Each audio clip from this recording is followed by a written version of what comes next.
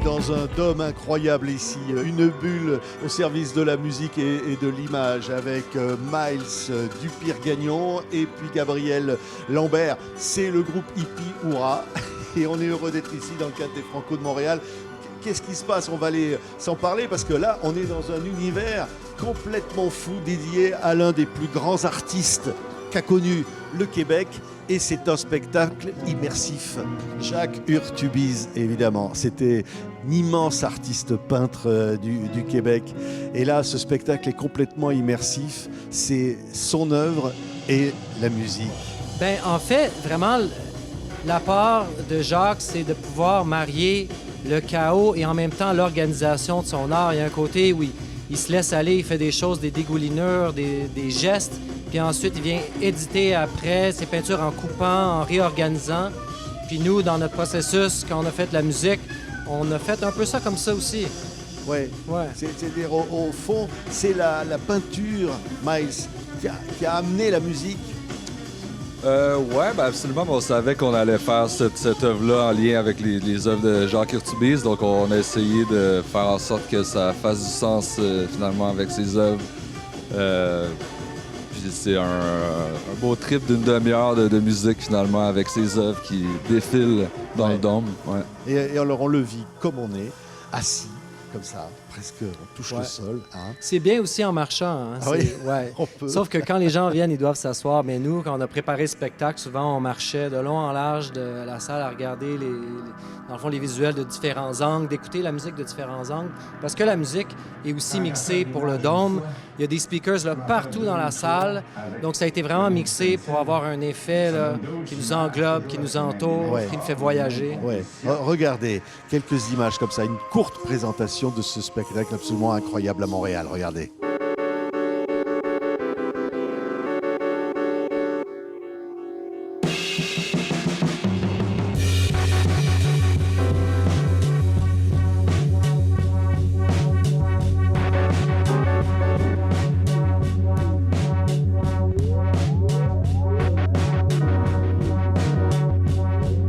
Waouh, c'est vrai que là, c'est incroyable. Je ne sais pas si on peut se voir à l'image, mais c'est un dôme là. Hein. C'est il y a des pochoirs qui nous tombent dessus. Ouais. Oui, c'est ça.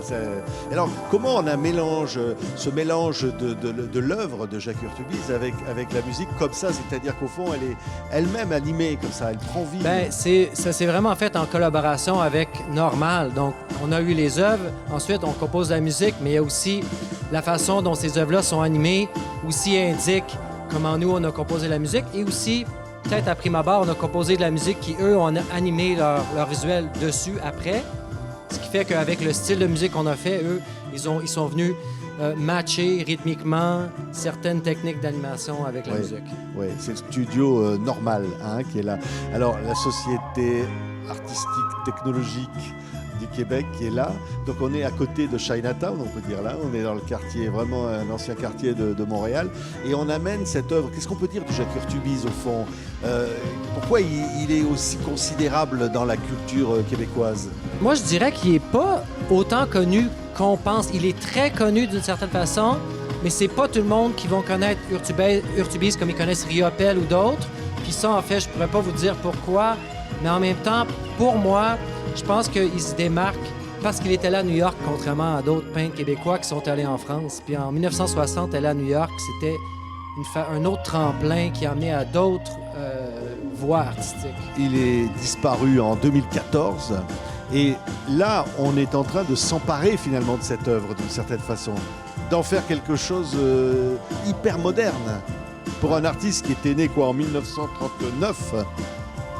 Oui, mais ce qu'on disait, c'est que dans le 6e chapitre là, du spectacle, il y a de l'art digital que Jacques a fait dans les années 2000. Puis la question ou la réflexion qu'on a eue, c'est qu'on aurait aimé qu'il déjà puisse voir le spectacle, mais aussi on croit qu'en considérant son évolution à travers les périodes, qu'il aurait peut-être en fait de l'art immersif lui-même s'il avait vécu jusqu'à maintenant. Oui. À certains moments, on l'entend parler dans le film. Ce film qui dure un peu plus de 30 minutes. Miles, sa voix nous dit, il décrit sa peinture. On l'entend à un moment, il dit j'ai l'impression que je crée, que mes peintures ensuite, me regardent ou me possèdent à leur tour. Il y a quelque chose comme ça d'un rapport qu'il avait avec l'art. Ouais, absolument. Puis je pense que c'est un peu comme ça qu'on a créé, nous aussi, sans nécessairement se poser tant de questions, mais il y a clairement un lien, la manière qu'on a travaillé, je crois, avec la façon dont lui il pouvait le faire. Je pense certainement dans des moments de doute quand on crée, d'avoir sa présence forte parce que vraiment c'était quelqu'un qui a fait ça toute sa vie avec beaucoup de force, de dédication.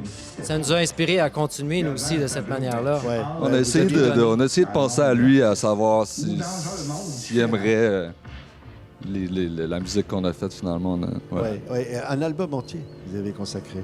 Ouais. Ça me paraît dingue. C'est d'ailleurs comment une œuvre de peinture inspire immédiatement de se dire on va en faire de la musique. On voit de la peinture, on dit on va en faire de la musique. En fait, on avait le contrat. Ah ouais, non, mais il y a un côté aussi qu'on a créé plus que pas assez finalement. Donc on a fait plusieurs pièces. Puis là, ensuite, on a resserré les taux un peu, comme on pourrait dire. Puis on a essayé de faire que ça s'agence bien avec les œuvres. Ouais, je pense que des fois, ça se fait d'une manière prédestinée, puis d'autres fois, c'est des accidents. Il y a plein de façons de faire. Ouais. Là, on découvre en même temps là, tout ce qui est autour de nous là. Ça, c'est le Quand on dit cycle immersif, 6 d'ailleurs. Ouais. Immersif, ça veut dire que là, il faut s'oublier à un moment donné. On s'assoit, là, je disais, on est sur ces fauteuils bas là, Ouais. et on regarde en l'air, on regarde le ciel, partout. Les images sont partout et la musique partout. Ah ouais. Exact. Ouais, je suis quelqu'un qui est dans le dôme, en fait, comme obligé de prendre une pause sur le reste. Il y a tellement d'informations visuelles, auditives que on fait un voyage vraiment, puis on oublie ce qu'on a fait avant, puis ça, c'est certain. Ouais. Là, j'aime bien cette idée de chaos. C'est vrai, organiser le chaos, quoi. C'est ça. Ouais. Comme vous voyez dans l'étoile qu'il y a ici, ben c'est toutes des tâches qu'il a fait, puis là, après ça, c'est des tâches, hein? Mais après, il prend des tâches, puis là, il les répète digitalement, puis il les refait. Donc, c'est pas des accidents. Après, les tâches, c'est des tâches voulues qu'il vient réutiliser. Encore là, organiser le chaos. Ouais. Là, on voit l'impression qu'on tourne, là. Ouais, faut pas avoir mal au cœur. Hein. Ça arrive. On sait plus où on est, là. Le ciel et tout ça. On tourne pas, là. C'est vraiment le... C'est le chaos, Il y là. a quelqu'un qui nous a demandé plutôt, est-ce que c'est le plancher qui tourne ou si c'est... Ah, ben mais moi, le plancher j'ai est l'impression que vous stable. tournez, là. Je pense que... je vais... Quelle belle expérience. Oui, c'est vrai que c'est une expérience de vivre ça à Montréal et comme ça d'imaginer les choses. Alors, c'est un spectacle qui va tourner et qui tourne. Ben, qui va tourner, ouais. On a une ou au moins 2 dates, mais c'est vraiment, ça se passe en ce moment. Puis en fait, du fait que ça soit au Franco, il y a eu des rencontres de gens dans l'industrie qui ont vu le spectacle puis qui veulent l'emmener. Je sais qu'il y a de l'intérêt en France. Il y a de l'intérêt sûrement ailleurs, mais c'est ça. C'est à définir, mais on est dans ce processus-là en ce moment. Ouais. Allez, on va se laisser embarquer, là. Ouais, ça, on se souvient de l'époque psychédélique un peu là, du rock où Pink Floyd faisait des projections de diapos animés pendant qu'ils jouaient de la musique. Vous pourriez d'ailleurs jouer de la musique là au milieu, là, venir avec vos instruments. Mais tu sais, tout ça, l'idée vient vraiment un peu de ce genre d'idée-là de spectacle psychédélique parce qu'à la base, notre groupe Epiura, c'est un groupe quand même psyché.